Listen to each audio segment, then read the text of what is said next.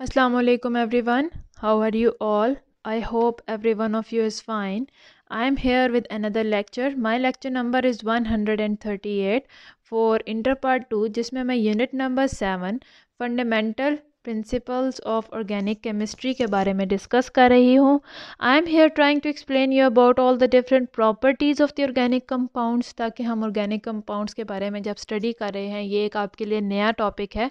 सो हम उसके different point of view से इसको अंडरस्टैंड करें, और अपने नेक्स्ट जो डिफरेंट यूनिट्स आने वाले हैं उसमें हम लोग different types of organic compounds पढ़ेंगे डिटेल में, उनकी प्रॉपर्टीज़, उनकी प्रिपरेशन, उनकी फ़िज़िकल केमिकल प्रॉपर्टीज़, हर एक चीज़ को गौर से देखेंगे. सो फर्स्ट ऑफ ऑल जब हम इंट्रोडक्शन में ले रहे हैं इस चैप्टर को, सो हम उसके बारे में डिफरेंट ऑर्गेनिक कंपाउंड्स के बारे में डिफरेंट प्रॉपर्टीज़ को स्टडी कर रहे हैं to understand them better from the different points of view. So आजकल जो मेरा टॉपिक है फॉर दीज वीडियोस वो है आइसोमेरिज्म का. आइसोमेरिज्म का मतलब क्या है कि जब ऑर्गेनिक कंपाउंड्स जिनका मॉलिक्यूलर फार्मूला तो सेम हो, दो या दो से ज़्यादा ऑर्गेनिक कंपाउंड जिनका मॉलिक्यूलर फार्मूला सेम हो पर उनका स्ट्रक्चरल फार्मूला एक दूसरे से क्वाइट डिफरेंट हो, they are called as isomers. So isomerism की जो प्रॉपर्टी है that is different means that is there are many different isomerism properties, there is many different types of isomerism that exist in the organic compounds. और basically हम लोग यहाँ पे जब isomerism को स्टडी करते हैं तो हम ऑर्गेनिक कंपाउंड्स में से सबसे ज़्यादा फोकस करते हैं हाइड्रोकार्बन्स के ऊपर, क्योंकि वो बहुत ज़्यादा different types of isomers show करते हैं, वो बहुत ज़्यादा डिफरेंट टाइप्स ऑफ आइसोमर्स के तौर पे एग्जिस्ट करते हैं.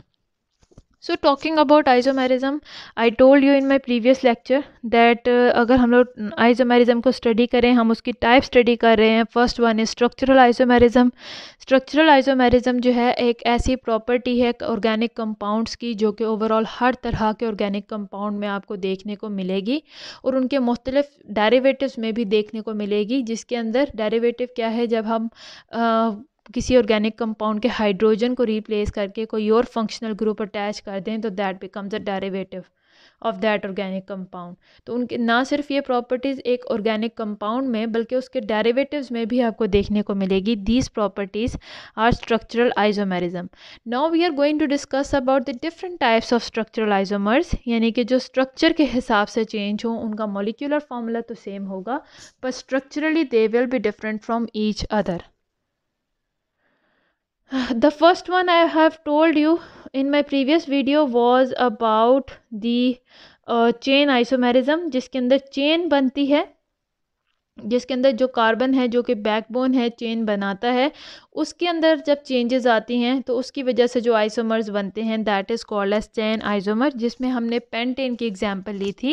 पेंटेन एक ऐसा ऑर्गेनिक कंपाउंड है जिसके अंदर 5 कार्बन एटम्स प्रेजेंट होते हैं, और उन 5 कार्बन एटम बैकबोन हैं इस ऑर्गेनिक कंपाउंड की. सो वो 5 कार्बन एटम किस तरह से प्रेजेंट हो सकते हैं? क्या वो स्ट्रेट चेन की फॉर्म में है, क्या वो ब्रांच्ड चेन की फॉर्म में है, या फिर उनमें से एक कार्बन की जस्ट पोजीशन चेंज हुई है out of all the other carbon atoms. तो इस तरह के हिसाब से हम इनको नेमिंग प्रोसेस कर सकते हैं. एन पेंटेन मैंने बताया था ऐसा ऑर्गेनिक कंपाउंड जो बिल्कुल स्ट्रेट चेन में जिसके कार्बन प्रेजेंट हो, उसे मैंने बताया था that was called as n pentane. Then there was isopentane, जिसके अंदर one single carbon atom along with its hydrogen atom shift हो गया, किसी दूसरे कार्बन एटम के साथ अटैच हो गया instead of forming coming at the end of the chain. और थर्ड वन है नियोपेंटेन, जिसके अंदर सेंट्रल एटम कार्बन एटम के साथ बाकी के तमाम कार्बन एटम्स अटैच थे, दैट वाज नियोपेंटेन. तो अभी तक ये जो एग्जांपल्स देखी हैं आपने ये माइंड में रखना है, जब भी हम आइसोमेरिज्म की बात करेंगे यहाँ पे हमेशा आपने वैलेंसीज को फिल अप रखना है. अल्केन्स, अल्कीन्स और अल्काइंस तीनों में वैलेंसीज का ध्यान रखना है. अगर डबल बॉन्ड है तो वैलेंसी कार्बन की कितनी होगी, ट्रिपल बॉन्ड है तब कार्बन कितने मजीद एटम के साथ ज्वाइन कर सकता है, और अगर सिंगल बॉन्ड है तब कार्बन कितने मजीद बॉन्ड बना सकता है. Now we are going to study about the second type of structural isomerism, जिसे मैं पोजीशन आइसोमेरिज्म कहूँगी, जिसका नाम है पोजीशन आइसोमेरिज्म। सो ये आइसोमेरिज्म की जो प्रॉपर्टी है, ये जो टाइप है, it arises due to difference in the position. एक ही फंक्शनल ग्रुप ले लें। ये हम बात करते हैं पोजीशन आइसोमेरिज्म की डेरिवेटिव्स के अंदर। डेरिवेटिव्स क्या हैं कि जब हम किसी एक ऑर्गेनिक कंपाउंड के किसी हाइड्रोजन को रीप्लेस करके उसकी जगह पे कोई और फंक्शनल ग्रुप अटैच कर दें। वो फंक्शनल ग्रुप कोई भी हो सकता है, वो डबल बॉन्ड हो सकता है, ट्रिपल बॉन्ड हो सकता है, हेलोजन हो सकता है, कोई भी फंक्शनल ग्रुप आपने अटैच कर दिया है by replacing some hydrogen atom, तो उसको हम डेरिवेटिव्स कहते हैं। तो ये फंक्शनल ग्रुप अब किधर अटैच होगा, कौन सा हाइड्रोजन आपने रिप्लेस किया है, that will B because of that position of the functional group हम फंक्शनल पोजीशन आइसोमेरिज्म को देखते हैं। सो लेट अस सी, यहाँ पे क्या है कि सिर्फ जो कार्बन एटम्स हैं, जैसे मैंने प्रीवियस एग्जांपल बताई थी चेन आइसोमेरिज्म की, उसके अंदर कार्बन एटम्स की पोजीशन चेंज हो रही थी in the 3 different types.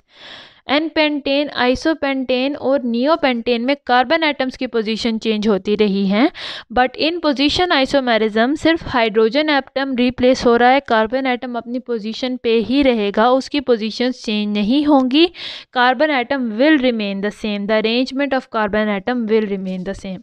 Now let us see, let us have a look at the example. मैं प्रोपेन लेती हूँ।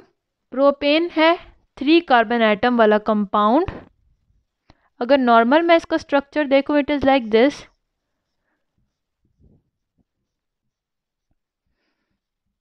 C3H8, जिसके अंदर 3 कार्बन एटम्स और 8 हाइड्रोजन एटम्स हैं। अब मैं अगर यहाँ से किसी एक हाइड्रोजन को रिप्लेस करना है, हाइड्रोजन को भेज के उसकी जगह पे क्लोरीन का एटम अटैच करना चाहती हूँ, तो ये क्लोरीन का एटम किस हाइड्रोजन पे आके अटैच होगा, किस हाइड्रोजन को रिप्लेस करके अटैच होगा, that will tell about the isomer. अब यहाँ पे जब आपने पॉइंट माइंड में रखना है, दैट इज़ के the starting point and the ending point of an organic compound is not fixed. आप इस तरह से भी नंबरिंग कर सकते हैं 1 2 3, this is the first carbon, second and third, और you can number it like this also 1 2 और 3। आप उसका स्टार्टिंग पॉइंट किसी भी तरीके से रख सकते हैं, ठीक है। अगर आप बात करते हैं कि मैं एक साइड वाले कार्बन के हाइड्रोजन को रीप्लेस करके उसकी जगह पे क्लोरीन डालने लगे हों, तो ये हाइड्रोजन जो तीनों हैं, आप इनमें से किसी भी एक को रिप्लेस कर सकते हैं। It is up to you. Hydrogen को रिप्लेस करना है और आइसोमेर तब बनेगा जब वो कार्बन के ऊपर डिपेंड करता है, नॉट ऑन हाइड्रोजन। आप ये नहीं कहेंगे कि आप इस हाइड्रोजन को रिप्लेस करके Cl लिखें और एक और कंपाउंड में इस हाइड्रोजन को रिप्लेस करके क्लोरीन लिखें तो ये दोनों आइसोमर है। नो, जब कार्बन की पोजीशन चेंज होगी, यानी एक ये वाले में अगर आप डालना चाहते हैं क्लोरीन और नेक्स्ट कंपाउंड में इस कार्बन के हाइड्रोजन को रिप्लेस करके यहाँ पे क्लोरीन ऐड करेंगे, तब जो आइसोमर बनेगा that will be called as a position isomer. Otherwise same carbon के डिफरेंट हाइड्रोजन एटम्स को रिप्लेस करने से पोजीशनल आइसोमर नहीं बनेगा, और यहाँ पे अपने स्टार्टिंग और एंडिंग पॉइंट जो है कार्बन का वो सेम ही है। तो आप यहाँ पे क्लोरीन डालना चाहते हैं या फिर यहाँ पे क्लोरीन डालना चाहते हैं, तो उससे जो कार्बन एटम है उसका नंबर, मतलब ये सेम आइसोमर होगा, वो डिफरेंट नहीं होंगे एक दूसरे से। So now if I want to replace this hydrogen atom with chlorine atom, तो ये हाइड्रोजन रिप्लेस कर दिया है। आप कह लें चाहे आपने फर्स्ट कार्बन से किया है या चाहे आपने थर्ड कार्बन से किया, बात सेम ही है। तो आपने रिप्लेस किया, it is coming at the end point, it is coming means at the side of the chain, not in the middle of the chain. ये साइड ऑफ द चेन पे आ रहा है, तो इसको हम कहते हैं 1 क्लोरोप्रोपेन। 1 का मतलब है, आप यहाँ पे नंबरिंग कर लें। नॉर्मली जहाँ पे एक नया डेरिवेटिव आके लगता है, नया फंक्शनल ग्रुप आके अटैच होता है, मोस्टली नंबरिंग वहीं से स्टार्ट होती है। सो अगर ये यहाँ पे लगता है तो नंबरिंग यहाँ से स्टार्ट होती है, यहाँ पे लग रहा है तो यहाँ से नंबरिंग स्टार्ट होगी।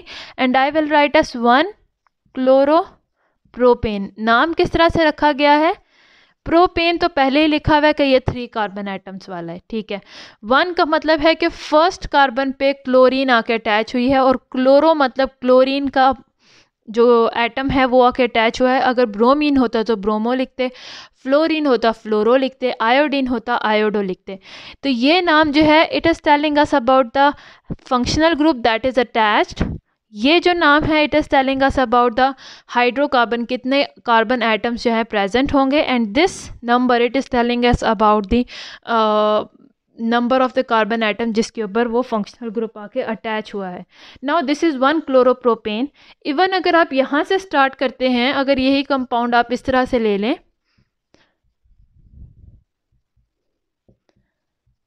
आप यहाँ पे कार्बन लिखेंगे तब भी ये और ये सेम ही है, इसका भी नाम सेम है 1, तब आपकी नंबरिंग यहाँ से स्टार्ट हो जाएगी, क्योंकि जहाँ पे ये फंक्शनल ग्रुप आके अटैच होता है जो कि इसे डेरिवेटिव बनाएगा, वहीं से नंबरिंग स्टार्ट होती है। सो साइड चेन्स हैं बेसिकली, दैट डजंट मैटर।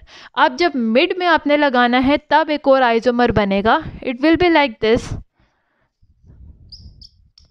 बाकी की वैलेंसीज, यहाँ पे हाइड्रोजन एक कम हो गया है, आपने हाइड्रोजन को रीप्लेस किया है।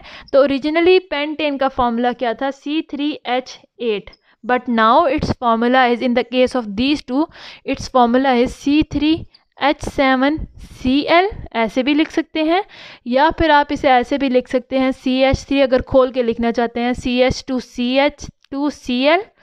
ये पहले वाले का है, और दूसरे वाले का क्या होगा, पहले वाले का किस तरह से, CH3 यानी कि कार्बन के साथ 3 हाइड्रोजन एटम्स हैं, CH2 यानी कार्बन के साथ 2 हाइड्रोजन एटम्स प्रेजेंट हैं, CH2 थर्ड कार्बन के साथ भी 2 हाइड्रोजन एटम्स प्रेजेंट हैं, एंड देन आगे क्लोरीन का ग्रुप है। इसको लिखना है, यहाँ पे पहला कार्बन CH3 है, दूसरा कार्बन है CHCl, और तीसरा कार्बन है CH3, और इसको भी आप इसी तरीके से लिखेंगे, ठीक है। तो यहाँ पे अगर आप देखते हैं, this is the second isomer, इसके नेम अगर आप रखते हैं तो इट्स नेम विल बी,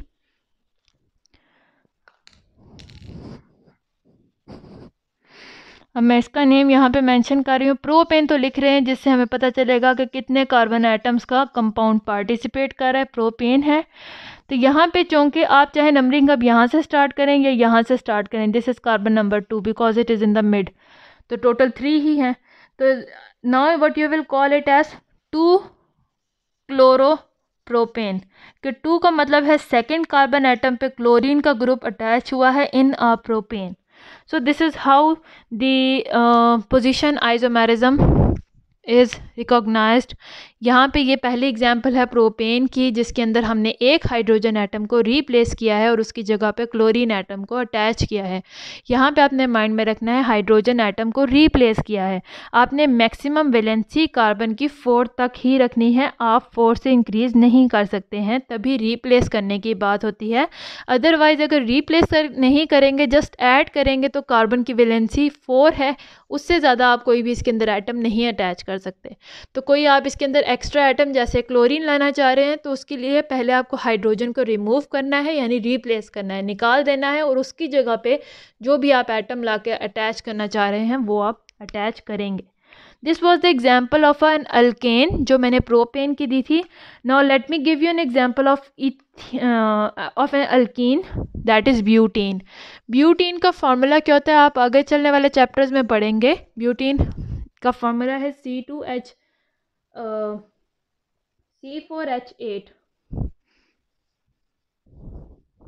यहाँ पे भी 4 कार्बन एटम्स हैं, ब्यूटीन है, यानी कि यहाँ पे कार्बन एटम्स के बीच में डबल बॉन्ड प्रेजेंट होगा। तो उस हिसाब से भी डबल बॉन्ड अब किस कार्बन एटम पे हो सकता है, उस हिसाब से भी ये पोजिशनल आइसोमर्स बना सकते हैं। अगर आप यहाँ पे अटैच करते, यहाँ पे डालते हैं डबल बॉन्ड, तो बाकी सब कार्बन एटम्स का होगा सिंगल बॉन्ड। इनकी वैलेंसीज आप फिलअप करें, या अगर खाली पहले डबल बॉन्ड के अलावा समझाती हूँ ना, this is a formula of a butane. अब आपने क्या करना है, ब्यूटीन बनाना है। ब्यूटीन का मतलब है कि यहाँ पे आपने डबल बॉन्ड ऐड करना है। तो ये फर्स्ट, ये दोनों स्टार्टिंग कार्बन हो सकते हैं, चाहे आप इसमें डालें या चाहे आप इसमें डालें, आपकी it's up to you, but the number will start from that carbon only जिसके साथ आपने डबल बॉन्ड ऐड किया है। I am talking now about the side carbons, mid वालों की बात नहीं हो रही।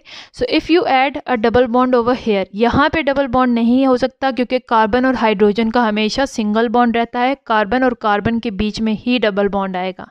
सो यहाँ पे जब आपने डबल बॉन्ड ऐड किया, डबल बॉन्ड से क्या है, कार्बन की वैलेंसीज दोनों कार्बन की 5-5 हो गई। For that you have to remove 1-1 hydrogen atom from both the carbon atoms, तभी इनकी वैलेंसीज 4 तक होंगी। Now count the valency 1 2 3 4। इस कार्बन की काउंट करें 1 2 3 4। Now this is okay.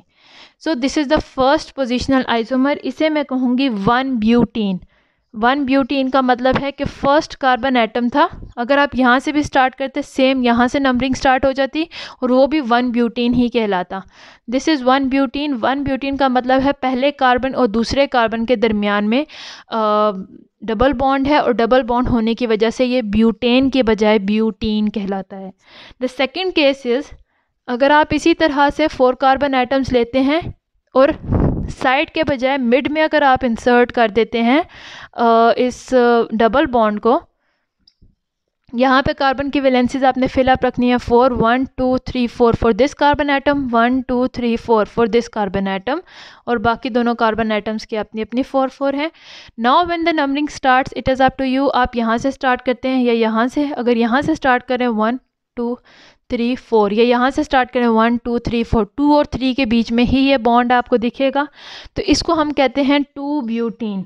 जब सेकेंड और थर्ड के बीच में डबल बॉन्ड प्रेजेंट हो उसे हम 2 कहेंगे, और अगर फर्स्ट और सेकेंड के बीच में उसे हम 1 ब्यूटीन का नाम देते हैं।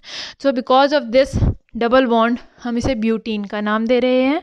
अगर ये ट्रिपल बॉन्ड होता, ट्रिपल की वजह से ये हाइड्रोजन भी रिमूव हो जाते और वो बन जाता 2 ब्यूटाइन और 1 butyne. So this was all about positional isomerism. उम्मीद है आपको पोजीशन आइसोमेरिज्म की समझ आई हो कि पोजीशन की वजह से किसी नए फंक्शनल ग्रुप, किसी डेरिवेटिव की पोजीशन कहाँ पे ऐड होगा, उसकी पोजीशन के हिसाब से भी बहुत सारे आइसोमर्स बनते हैं।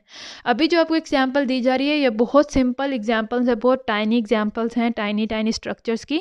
ऐसे कार्बन आइटम्स को भी आप माइंड में रखें जिसके अंदर 10 कार्बन आइटम्स हैं, ऐसे कंपाउंड्स, तो उनके अंदर कितने सारे आइसोमर्स बन सकते हैं because of these simple atoms only. So उम्मीद है आपको आज का लेक्चर की समझ आई हो। अगर यहाँ तक कोई भी प्रॉब्लम है तो you can tell me in the comment section. I am here to help you out and see you soon in my next video. Till then अल्लाह हाफिज़।